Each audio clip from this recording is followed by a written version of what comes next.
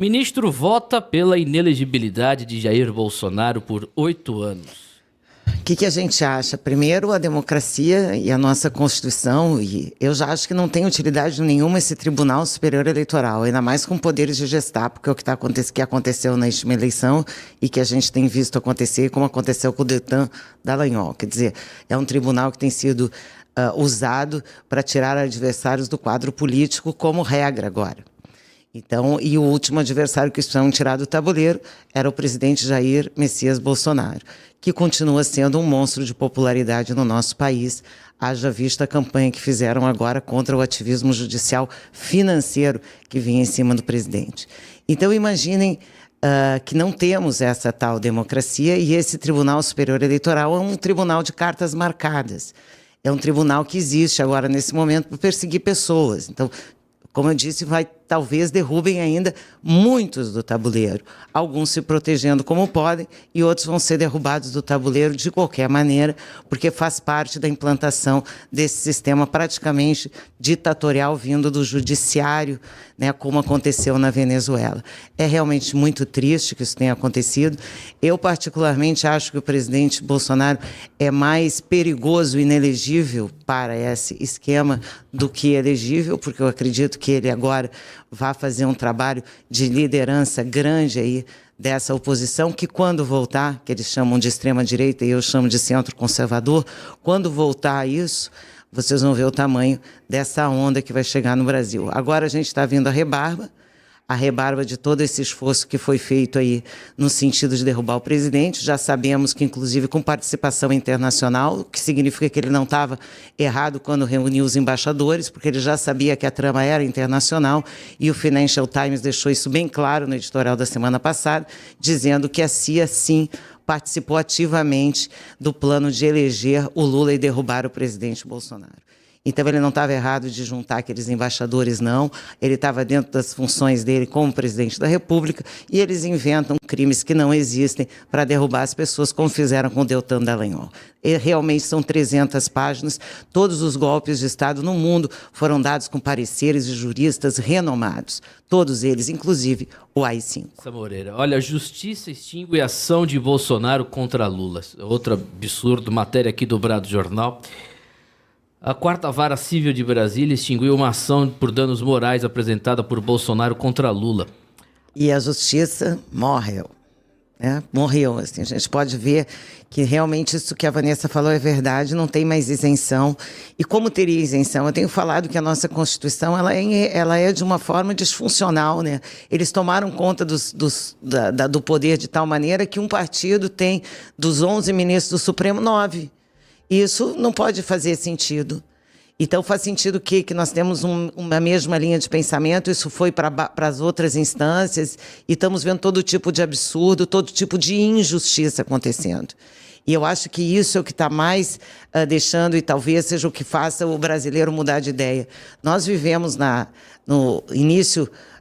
Nos 2012, 2013, nós vivemos uma justiça que se levantou com a Operação Lava Jato, que mostrou para o brasileiro que justiça existia, que podíamos chegar nos corruptos e deu aquela moral, digamos assim, para o sistema judiciário, que foi, aos poucos, retomando a política da impunidade aos verdadeiros culpados e punindo e jogando na cadeia inocentes. E cada dia isso está mais evidente nas decisões, né? Então o Lula, com essa decisão, está permitido que ele pode agora mentir à vontade, viu, gente? Pode mentir, pode dizer o que for, qualquer coisa, que ele não vai ser processado. Afinal de contas, ele é o presidente da República, como é que ele pode ser processado? Já o Bolsonaro pode tomar uma indenização de 300, 500 mil reais porque andou sem máscara. Mas ele era presidente da República, mas aí não interessa. Assim como o indulto que ele deu para o Daniel Silveira também não vale.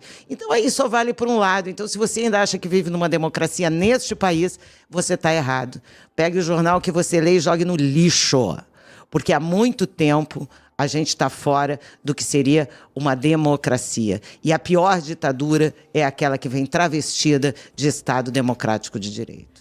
Ministério Público Federal pede o cancelamento de outorgas da Jovem Pan, as concessões de rádio e televisão. Eu acho que por trás de toda a decisão política que envolveu a Jovem Pan, por ter sido um porta-voz aí de uma parte e significativa da população brasileira, que fez com que ela crescesse. Também tem um motivozinho econômico, né?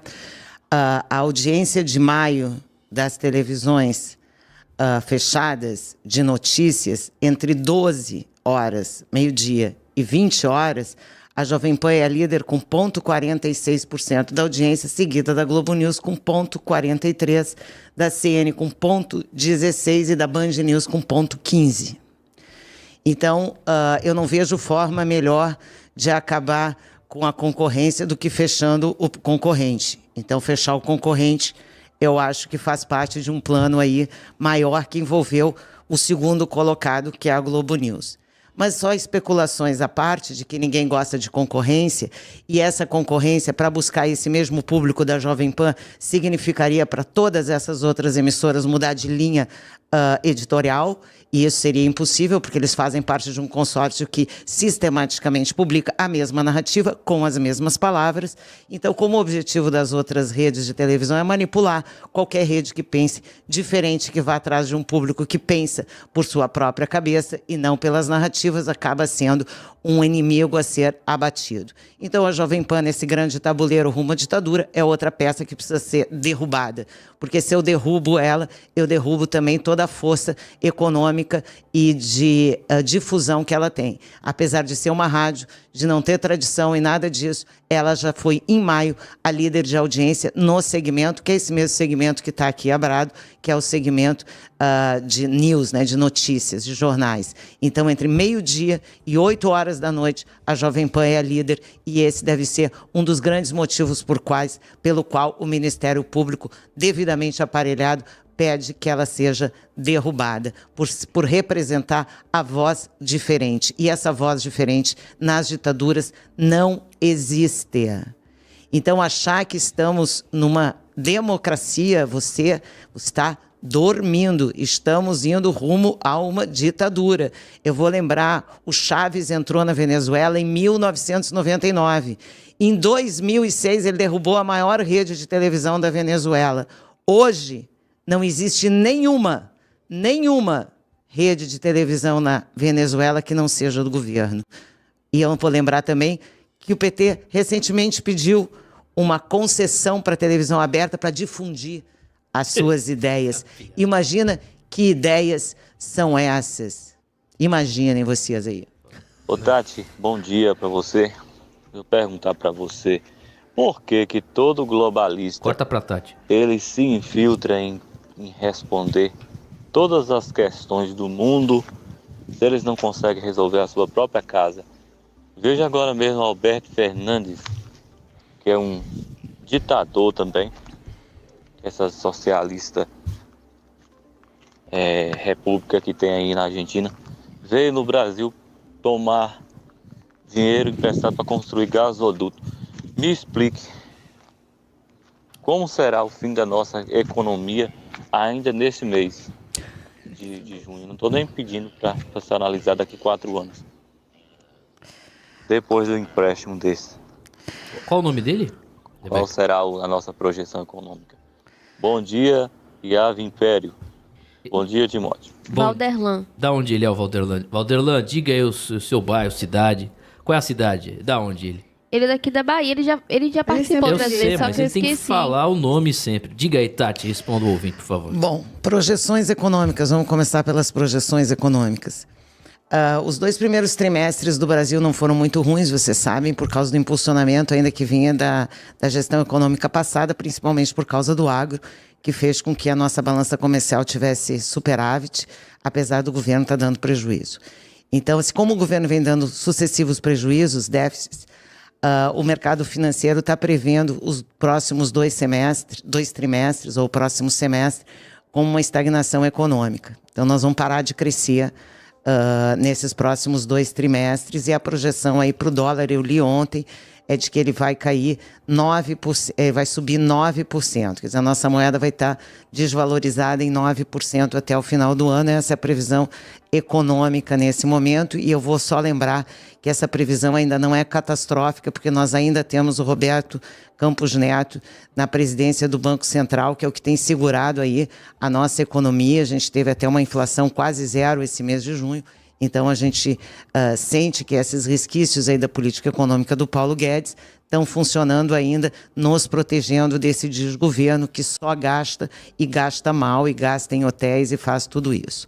Sobre os globalistas, vamos definir que os globalistas são o topo do topo da pirâmide de poder mundial. Embaixo deles, eles têm todos os outros, todos os políticos e tudo isso. Os globalistas apoiam o Lula para poder dominar a Amazônia. Basicamente é isso que nós vamos ver revelado aí na CPI das ONGs, que mostra como é que as ONGs são tentáculos do globalismo em cima da Amazônia. E a gente viu aí recentemente, o Índio dizia na CPI que ele tem a outorga da terra, está homologada, é da tribo dele, só não pode usar. Mas o resto, quem usa é o canadense, é o norueguês, então são os globalistas. Esse é o problema. Para os globalistas, nós somos só uma peça de xadrez, e tem muita gente que se ilude na ilusão de que nós somos uma peça grande porque o Brasil é enorme. Eu lembro que a Rússia também é gigante, a China comunista também é gigante, e não é o fato da gente ser muito grande que vai deixar a gente ileso a isso. Eles mandam na nossa economia, as autarquias, basicamente desde a República, que eles continuam no poder. Quer dizer, a Light, que cuida da energia do Rio, ela é a Light desde 1889. Então, todas essas empresas globalistas têm total interesse no Brasil.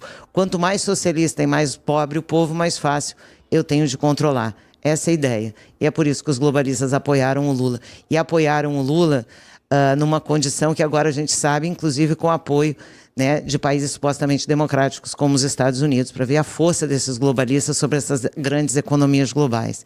Eles estão acima dos políticos. Eles têm uma visão do mundo estratégica. Por isso que eu falei, agora eles estão na fase de derrubar as forças democráticas e soberanas do Brasil, derrubando a nossa pátria. Só para você ter uma ideia, um amigo meu estava fazendo um desenho em inteligência virtual, inteligência virtual agora que chama, né? Artificial.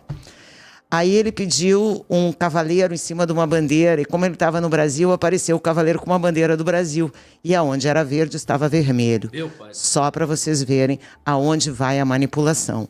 E essa manipulação tem a ver, lógico, com a nossa soberania. A ONU já definiu que a Amazônia é deles, eles só precisam agora mapear. E para isso os índios, o marco temporal da terra e tudo isso faz parte. Então imagina que isso está na mão de, hoje, alguns juízes do STF, e contra eles a gente tem toda a economia mundial que não precisa de dinheiro, fabrica dinheiro. Então, nós estamos na mão aí dos globalistas muito seriamente. Excelente comentário da Tati. Tati, você é fera demais, bicho. A gente tem que renovar o contrato da Tati Mandelli aqui na Brada, viu? Por mais 20 anos. Ô, Tati, uma outra coisa que eu queria aproveitar aqui o ouvinte e te perguntar também. Você recentemente disse que o seu irmão esteve lá em El Salvador. Eu tenho comentado muito sobre o Bukele, Nayib Bukele, lá o presidente do país, que desnazificou, tirou o sistema. E como é que está a economia local? Curiosidade mesmo que eu tenho, que gostaria que você falasse mais uma vez. Você comentou um dia desses aí superficialmente, eu gostaria que você tratasse mais uma vez sobre El Salvador, já que seu irmão esteve lá no país. Pois é, o que ele comenta, ele não foi uma única vez, ele surfa, então, vocês sabem, El Salvador é um destino de surf importante. Só ia surfista, né? Porque turista normal não ia fazer nada lá, porque era um país extremamente violento, um dos mais violentos da América Latina, porque era todo dominado por gangues. A gente tem agora esse governo de direita que simplesmente prendeu e eliminou as gangues. Então, o país, como eu falei aqui num comentário, está há 365 dias, um ano, né? Sem nenhuma morte, assassinato, né, no país inteiro, né, que é uma coisa que torna o país um dos países mais seguros do mundo. Então você vê como as coisas estão conectadas, né, Timóteo? Então, assim, ao mesmo tempo que a leniência com o tráfico de droga aumenta no Brasil, quer dizer, você solta chefões do tráfico, você libera apreensões de cocaína, tudo isso a gente está vendo acontecer no Brasil. Isso favorece a narcoditadura e traz com ela a extrema pobreza. Você não tem exemplo melhor disso que a própria Venezuela, que é um país narcotraficante, narcoprodutor, né, que tem o narcotráfico nas suas entranhas de poder, e é o país mais pobre da América Latina, o segundo país mais pobre do mundo. Então, sempre que você é leniente com o bandido, você afasta o investimento. Então, é lógico que El Salvador, mantendo esse estado de segurança, tanto para o turista quanto para o morador, o que vai acontecer com esse país? Ele vai começar a atrair investimentos. E eu vou lembrar que El Salvador também só fez essa mudança, viu, Timóteo, porque precisou derrubar a Suprema Corte. Opa. É a casa de El Salvador, viu? Não tem nada a ver com o Brasil. Mas, assim, El Salvador, o rapaz que entrou em El Salvador, ele precisou tirar o que a Suprema Corte representava, que era o poder dessas gangues sobre o sistema judiciário. Mera coincidência, é lógico, com outros países da América Latina. Isso é um plano muito bem elaborado por um documento chamado Foro de São Paulo, que tem como objetivo juntar a América Latina num grande narco-estado. Essa que é a grande verdade, é o que nós estamos vendo acontecer no Brasil e é o que El Salvador foi na contramão disso. O que vai acontecer nos próximos 10 anos, eu te pergunto, você que veio da Argentina fugindo do regime socialista, o empresário que vai, em algum momento, querer sair do Brasil por sentir essa insegurança, em qual país da América Latina você depositaria o seu dinheiro, você compraria um terreno, você faria um investimento? Hoje. Em El Salvador. Eu discordo de você totalmente. Eu acho que o Brasil é o melhor lugar porque aqui no nosso país nós temos uma Suprema Corte que defende a liberdade de expressão acima de tudo. Nós temos no Brasil um país também sem criminalidade. Você vai aqui, sai à rua, fica com o seu celular na mão, mexendo, filmando, em todo lugar do Brasil, não tem problema nenhum. Aliás, no Brasil também, meu amigo, olha, falta... tem tanta vaga de emprego, não tem gente para ocupar tanta vaga de emprego, a economia... Então esse negócio de Tati aí falou de El Salvador, eu gosto do Brasil e também gosto de Cuba. Cuba é um lugar maravilhoso. Como Você sabe como é que é a ração em Cuba? Pasta de dente. É uma por família por mês. Isso aqui é a ração de Cuba, não sei quantos ovos, frango não existe. É uma maravilha, Cuba, todo mundo ganha a mesma coisa. O Lula falou isso. Nós vamos defender a igualdade, todos teremos que ser mais pobres. Ele disse isso essa semana. E no negócio do Plano Safra, sei lá, eu ouvi esse absurdo. Nós só vamos melhorar a condição do mundo se todos nos tornarmos mais ricos. Eu falo sempre, vocês acham que eu sou aqui mega capitalista, que sou capitalista, que sou de direita? Eu amo. Eu queria, para mim, o socialismo da Suécia. Eu estava de boa morando na Suécia, todo mundo ganha igual, o rei anda com a gente no metrô, tá tudo beleza, todo mundo é rico, esse socialismo eu estou 100% dentro. Querem trazer para o socialismo da Suécia, nós vamos precisar de 500 anos de história, vamos precisar de um rei que mantenha as instituições, vamos precisar de moral elevada, vamos precisar de um monte de coisa que nós ainda não temos, principalmente a mais negada ao povo brasileiro nas últimas décadas, chama-se educação. Eu posso falar horas sobre educação. Esse plano de educação do Brasil foi planejado para dar errado. Mas isso é assunto para outra pauta, né? Eu discordo. Eu continuo achando que Cuba é o melhor lugar do mundo, melhor educação. A Venezuela também é um país, olha, atenção, viu? Porque é um país bastante promissor. Vamos lá, gente, são 9h13. Tô brincando. Ô, Timóteo, a gente tem um superchat aqui. Olha, o tráfico de drogas é apontado como... A manchete que deu aqui embaixo, para quem está no vídeo, eu queria comentar, porque não é de hoje, talvez eu tenha comentado aqui na Brado ontem. A ONU, não é eu, né? Ninguém. A ONU, num relatório, disse que a Amazônia está completamente dominada pelo tráfico de drogas. Quem disse foi a ONU, não fui eu. Vocês acham que isso não foi planejado? Quem faz fronteira com a Amazônia? A Colômbia, a Venezuela, o Peru e o Brasil. E a Bolívia. Então, tá fácil de entender, né? Por que soltam chefões do tráfico por aqui? Por que liberam apreensão de cocaína? E por que a Amazônia agora está liberada? E por que os milicos incomodam tanto? As ONGs. Soberania Nacional é o nome disso. Lula reclama, passa vergonha, reclama de morar no Alvorada. Vamos falar sobre essa hipocrisia. Abre aspas, não tem nada de casa. Eu não entendo uma coisa. Se o Palácio da Alvorada não é aconchegante, tem milhares de casas para alugar em Brasília, por que ele não se muda? Qual é o objetivo dessa reclamação? É lógico que o palácio é enorme, é um palácio. Tem que ser enorme. A gente já via, desde do tempo da própria Michele, dizendo que realmente não é muito aconchegante. Ela teve que trazer os móveis da casa dela do Rio de Janeiro para poder deixar o negócio mais aconchegante. É uma coisa óbvia, e mais do que ele saber disso, que já morou lá 2 vezes, qual é Mudou agora o palácio, desde que ele mudou da outra vez. Não tem nada de casa. E ele tem casa, por acaso. Ele tinha um apartamento em São Bernardo do Campo, até onde eu sei, um sítio que era do amigo, e um triplex que ele nunca morou, e uma casa alugada lá perto da minha loja em São Paulo.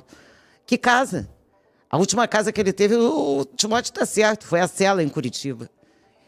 Então, assim, é muito ridículo esse discurso, porque ele é um discurso sem pé nem cabeça. Aliás, toda essa live é sem pé nem cabeça.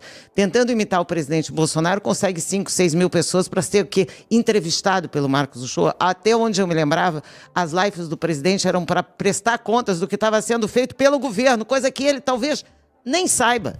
O que está acontecendo no desgoverno dele, nos ministérios disfuncionais, 37 ministérios que não servem para quase nada.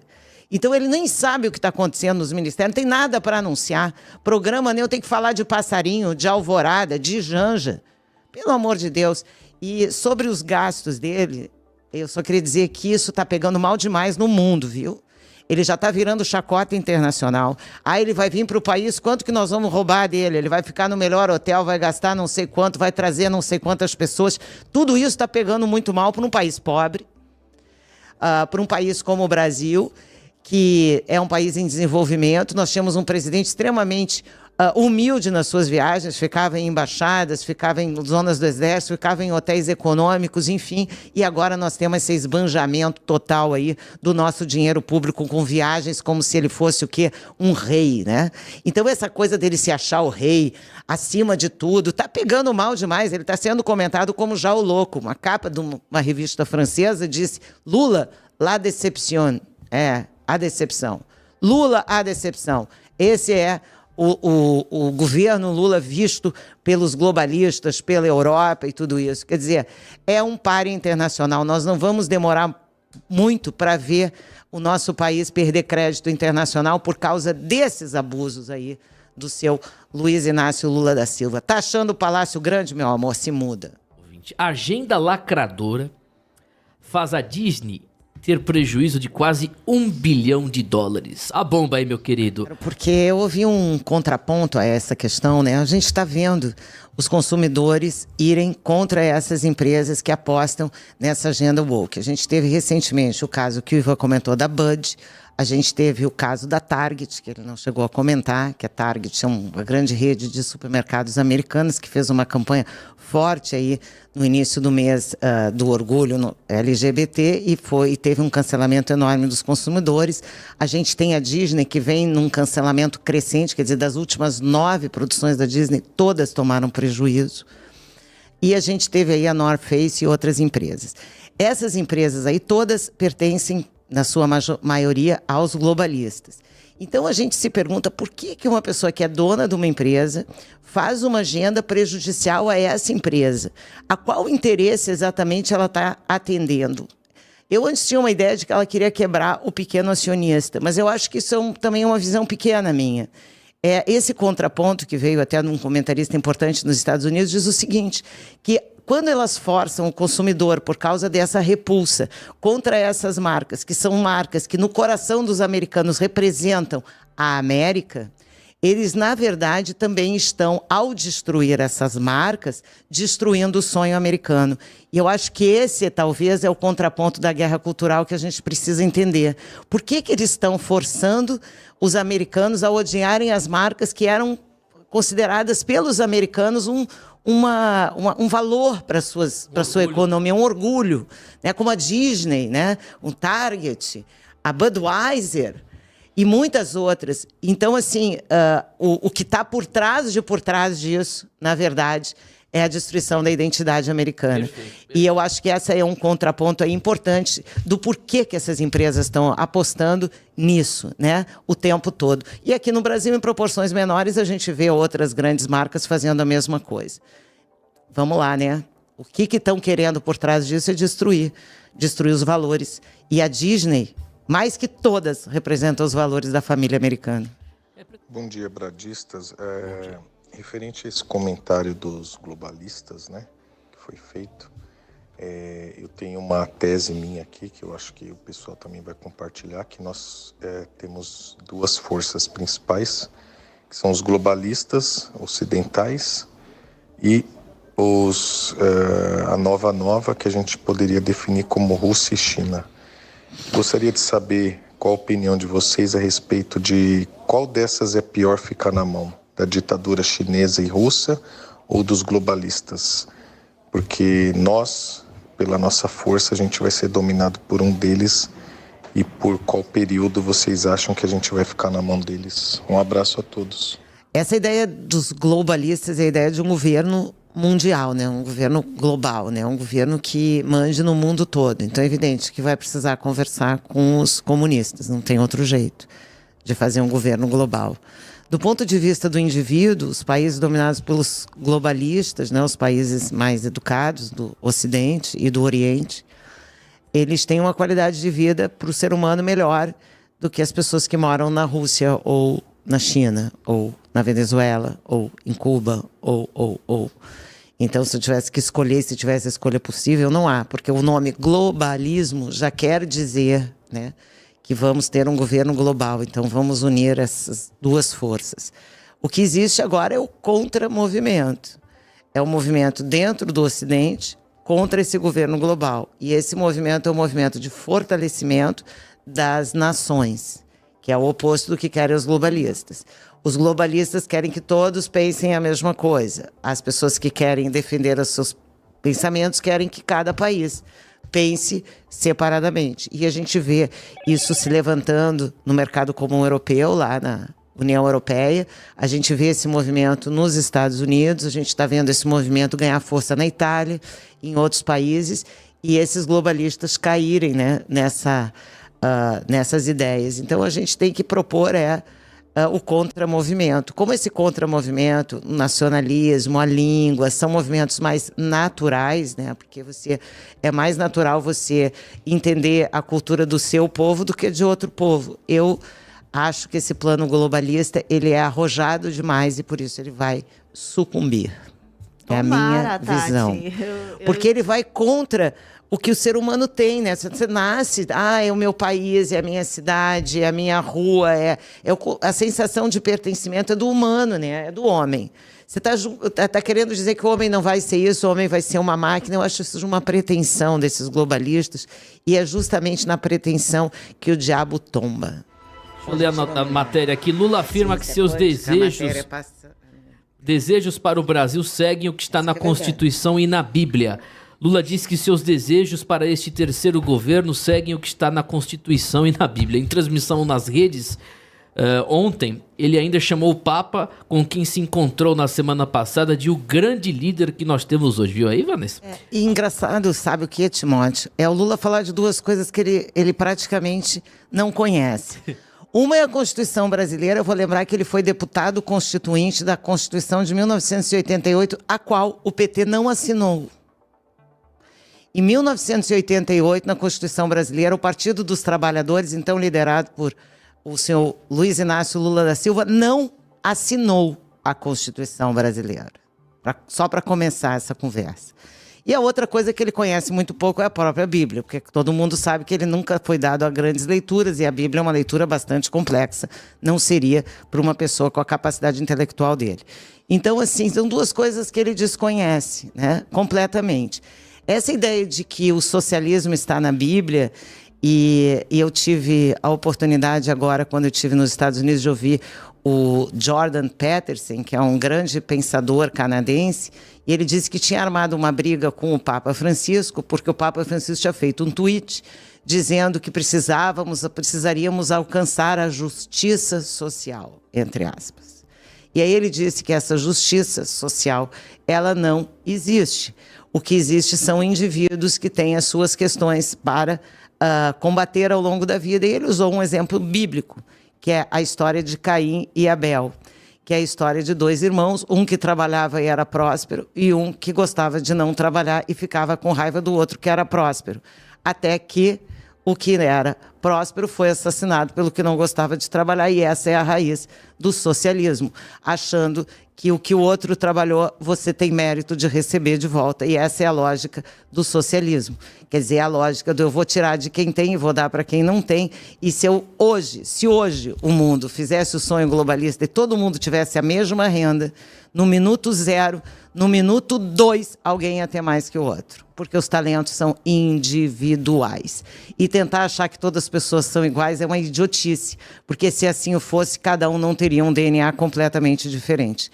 Então, se Deus nos fez com DNAs completamente diferentes, com características completamente diferentes, é evidente que as experiências de vida vão variar de acordo para as pessoas e jamais podem ser iguais.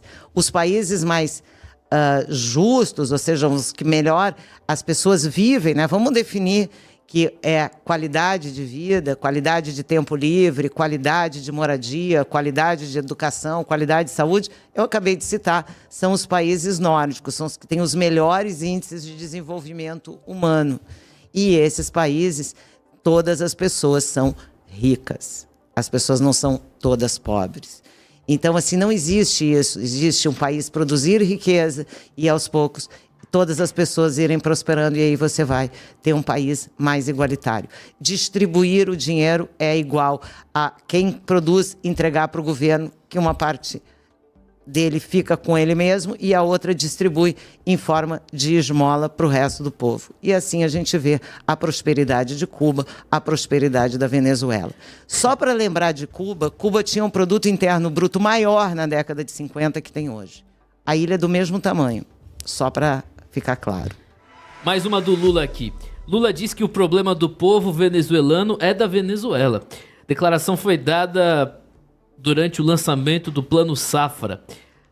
Parece que esse falta de humanidade, ela transpõe, né, até a Bíblia, porque até o Papa recebeu o Maduro, uma pessoa que está denunciada no Tribunal de Haia de Direitos Humanos, né? Então ele devia lavar a boca para falar os direitos humanos, a desigualdade, o povo da Venezuela morrendo de fome.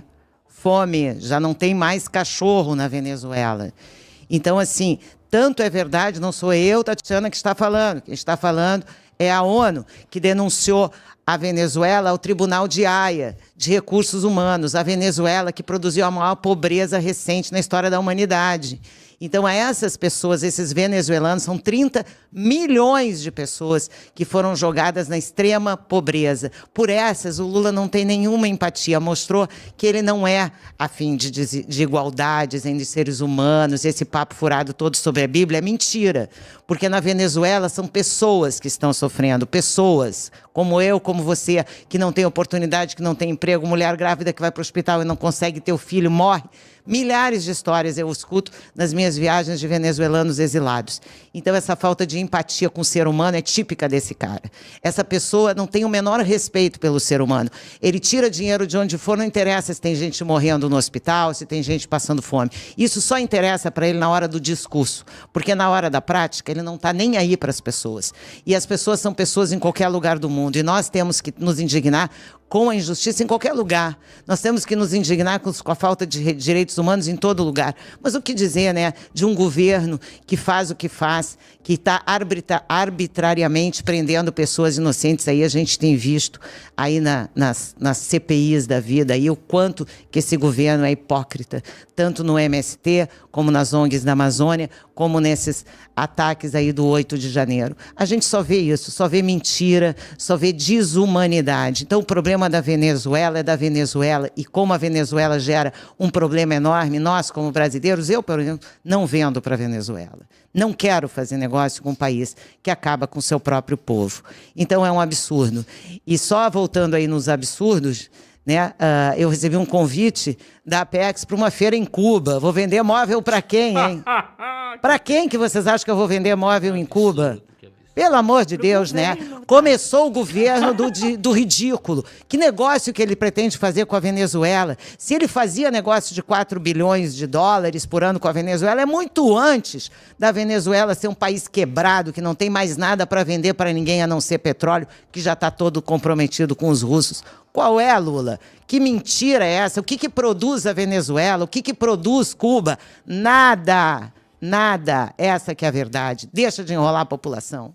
abre aspas, estagnação do mercado, fecha aspas, obriga a Volkswagen a suspender produção no Brasil. Olha a bomba aí, meu querido.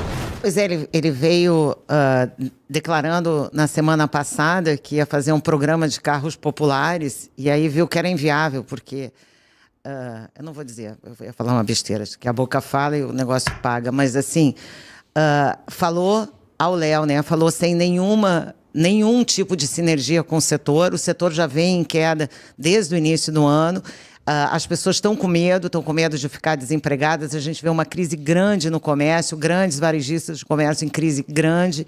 A gente vê o Brasil se endividando, né, cada vez mais. Eu vou lembrar que desde janeiro o governo Lula produz déficit em cima de déficit. A tal economia arrasada que eles não acharam, eles acharam um país que dava lucro e agora estão produzindo prejuízos contábeis todos os meses, o que vai significar um aumento da dívida, consequentemente um aumento do juro. E aí ele bota a culpa no Roberto Campos do Banco Central, sendo que o que faria o juro baixar é, entre outras coisas, o governo começar a gastar menos. Gasta menos, gasta mal, não ajuda a população e faz esse estrago na economia. As pessoas não vão comprar coisas caras, carros. A gente sentiu também no mercado de imóveis uma queda. Tudo que é muito caro, os consumidores agora vão evitar, né? E a gente vinha com uma população brasileira bastante endividada e a gente sabe que carro tem a ver com endividamento. Ninguém no Brasil chega e compra um carro à vista. Esse carro ou é financiado ou tem consórcio, tudo isso. Então agora, com esse juro alto, é evidente que as pessoas não estão conseguindo mais comprar carros. Então a produção vem caindo em todos os lugares. A GM já fechou algumas unidades. Agora a Volkswagen vai fechar. E, ao mesmo tempo, o Lula vem amanhã aqui para a Bahia, não, dia 4, para anunciar que uma montadora chinesa vai vir aqui para a Bahia. BYD. Essa é a lenda, né? Porque desde a CM a gente está esperando essa tal montadora chinesa. Quando eu mudei para cá em 95... Mas parece que vem mesmo, eu fiquei sabendo. Pois é. Então vamos ver se a lenda chega. Se chegar vai ser, não sei, acho que vai ser bastante positivo. Não, eu acho que vai ser ótimo, muito, né? Vai ser maravilhoso. Eu tô torcendo pro povo, para os baianos. Emprego e tudo isso. Então, assim... Parece que aqui a Bahia, no contraponto de São Paulo, em vez de perder uma unidade, vai ganhar uma. Então, vamos esperando aí para ver se os chineses vão trazer um carro mais competitivo que vai dar condição dos brasileiros talvez adquirirem. Porque hoje, um carro popular a R$60 mil são mais ou menos 5 anos e meio de trabalho num salário mínimo para pagar, né? É exatamente. Muita coisa. E não vou fazer o mesmo tipo de proselitismo que a esquerda faz nos veículos de comunicação. Cara, se for uma iniciativa do governo federal, aqui do estado, que é do PT, mesmo sendo do PT, mas vai conseguir movimentar a economia, porque eu fiquei sabendo que a indústria aqui tá uma crise arretada. A indústria aqui na região. Que indústria? Né? Que indústria? Que indústria? Já perdemos que indústria? Tudo, Fala aí, defina a indústria na Bahia. Exato, não tem a indústria nada. na Bahia não tem... Aliás, a indústria no Brasil, ela saiu de protagonismo. Por isso que todo mundo está apavorado com a reforma tributária, que joga grande parte do tributo em cima do setor de serviços, que é o setor que mais emprega, o que será mais impactado junto com o agro, e aí facilitando a indústria que hoje não representa nem 13% da nossa economia. Então, nós estamos aí vendo a desindustrialização do Brasil já há bastante tempo.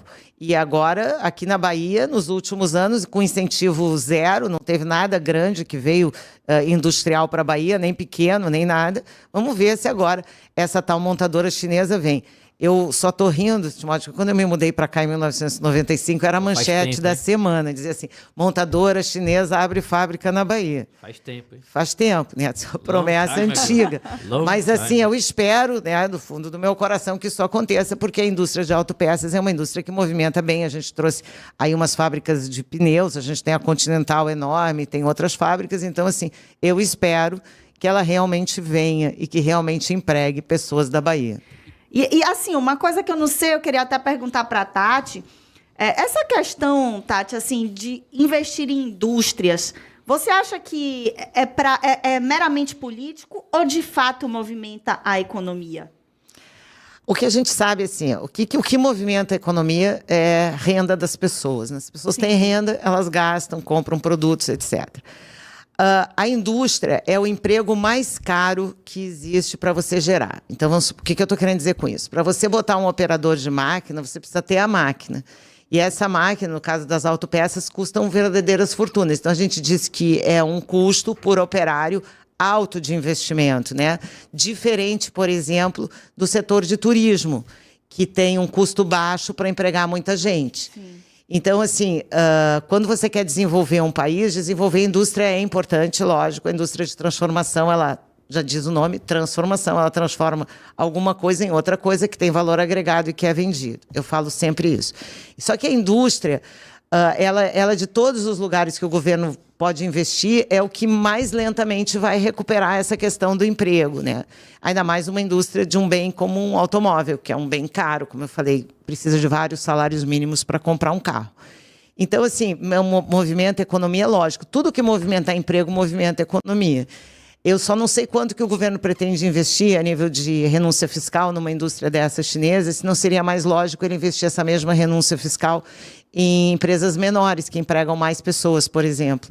Então, a gente tem essa discussão, né? O que é melhor para a economia é sempre o que é melhor para o trabalhador, o que é melhor para o emprego, o que gera mais renda.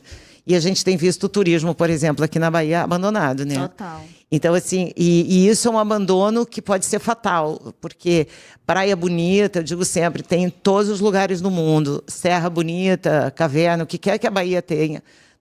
Existem vários lugares do mundo que tem.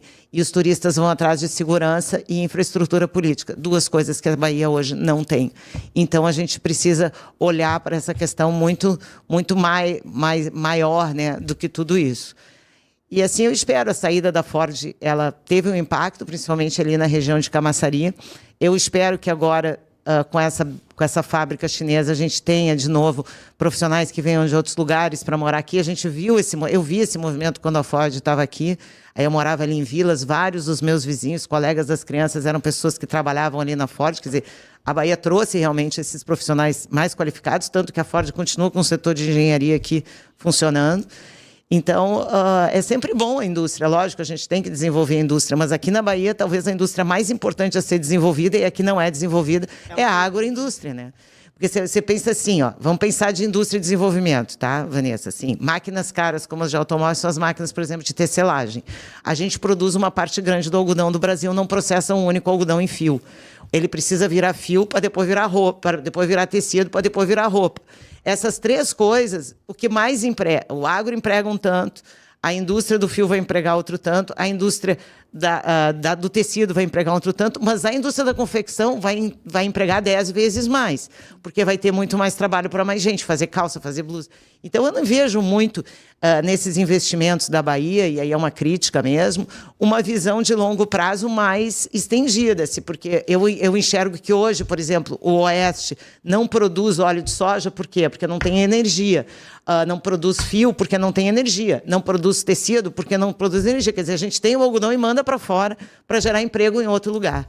Então, eu acho que a questão da indústria da Bahia, ela não se simplifica a uma manchete dizer, eu trouxe isso porque essa outra indicação dessa fábrica chinesa vinha da direita, digamos assim, lá do governo do ACM, mas isso aí é muito bonito, faz uma visão, mas não é o que vai garantir o desenvolvimento do nosso Estado. O que vai garantir o desenvolvimento do nosso Estado é competitividade. A gente sabe que hoje a indústria, por exemplo, a Bahia importa mais cacau do que vende. Quer dizer, a Bahia já foi o maior exportador de cacau, hoje importa cacau.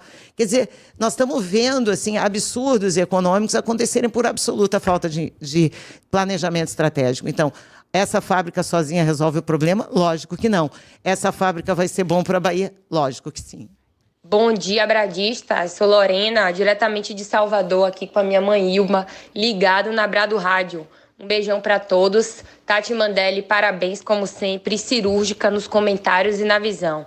Beijo para vocês. Obrigado, Lorena. Quer falar, agradecer, Tati? Obrigada aí, Lorena. Adoro a audiência de vocês, é o que faz a diferença para mim.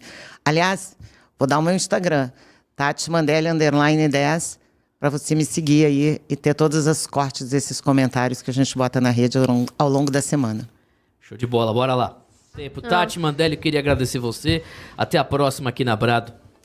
Obrigado, Timóteo. Obrigado a sua audiência maravilhosa da Brado.